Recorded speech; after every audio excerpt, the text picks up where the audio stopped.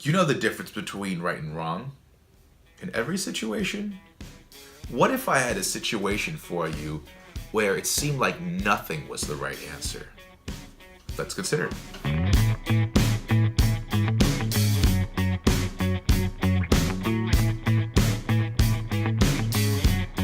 can't get it off my mind. Hello, philosophers. I'm Chico, and welcome to the Philosopher Show, where we consider the greatest questions of human history.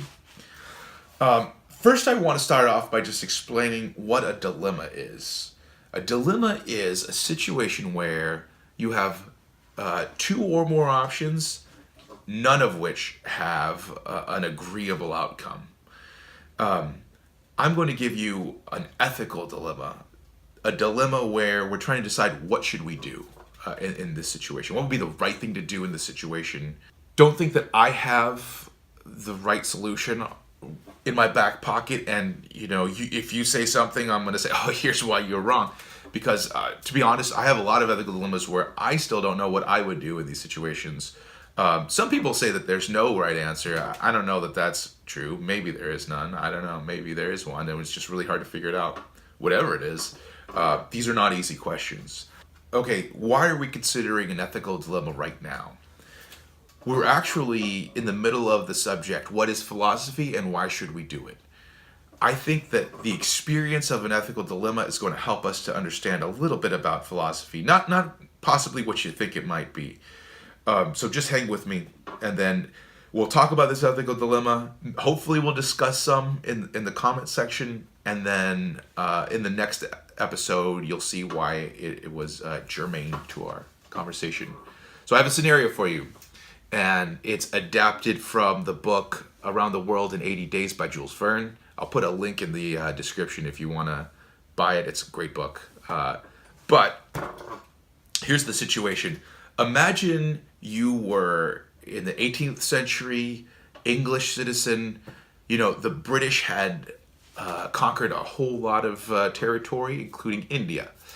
And let's say you haven't really thought about that stuff. You're still a youngster, right? You don't know anything about colonialism. You haven't considered those kinds of topics. And somebody comes to you and says, hey, I got a great plan for you. You will be able to travel the world. You will earn lots of money. You'll work for the East India Tea Company, and I'll put you in charge of an entire city. It'll be all yours. You'll have subordinates. It'll be great. You think, awesome. That's what I want. Let me go see this new place. So you're sent off, and you're being toured around by I don't know, some dude that is like second in command, and he's explaining to you what the town is like and everything that goes on. And you see a funeral procession going by, and you say, oh, this is interesting. What's happening here? He says, well, this is crazy. In India, the people are cremated, right? Oh, what's cremation? Well, it's where they burn the bodies. They put them on a funeral pyre. Let's say float their bodies, their pyre down the Ganges and set it on fire, and they turn to ash, right? That's the way they do it. You say, oh, that's fascinating. And then you see something crazy, something you've never seen before. You see a woman get on the funeral pyre with the man, the dead man, the deceased man that is lying on the pyre, and they light it, and that woman gets burned on with it. And you're like, what just happened, right? The guy explains to you, this is crazy, I know, but it's a custom in this village where the widows, some of the widows will actually be burned with their husband, their deceased husbands. You think, oh my gosh, that's horrific. How could you burned alive? That's crazy. And the guy says, yeah, I don't know. Gnarly. This actually happened, by the way. This is it's not like this is nowhere in the Vedic texts that you have to do this or anything like that. It's not even lauded in any of those texts.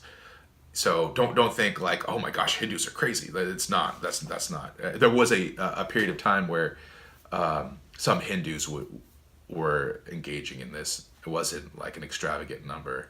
I don't think. I'm not a total expert on that, But it did happen, right? And we even have some historical evidence that it happened against the will of some widows, right? So let's say next day you're going out and you see another funeral procession and you see a widow that's looking nervous, right? You're not quite sure that she wants to be part of this whole endeavor. You see her clearly considering what her next move is going to be. You don't know. You don't speak Hindi, right? Or whatever the local dialect is. You don't know what she wants, but it sure seems questionable. And if you allow this to happen, then there's no going back, obviously. She's going to be dead, right? There's no going to be like, well, I made a mistake here. So your question is, if you are in charge of this town, you have all these British soldiers there with you, you could stop this, right? You could physically stop this they were called satis, right? You could stop this sati. You possibly could save a life. And it seems like you should save a life, right?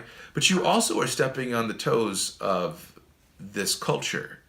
These people might have some good reasons for doing these things. I don't know. I'm not saying they do, right? I'm not saying there could be a good reason. I'm just saying you don't know. There is a cultural divide between the two of you.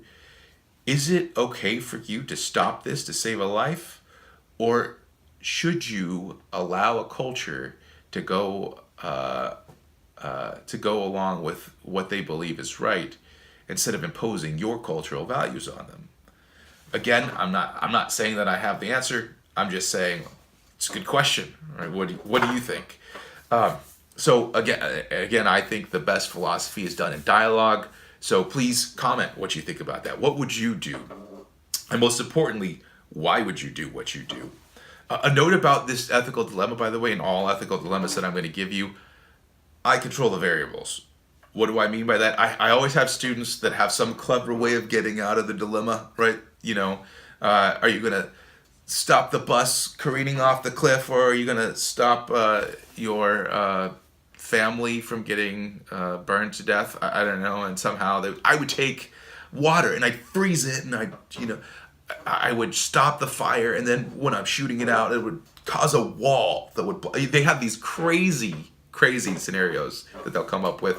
Whatever the scenario you come up with, since I control the variables, I would just end it, right? I would say, well, crazy thing is your hose broke, right? This is a really terrible example. I can't. I'm sure I have better ones, but maybe I'll come up with them some other time. The point is, if you didn't have those other means, if you had to choose between either stopping the sati or allowing the culture to go along, what would you do? And don't forget to like, subscribe, comment, and tag your friends so they can join the conversation. Adios.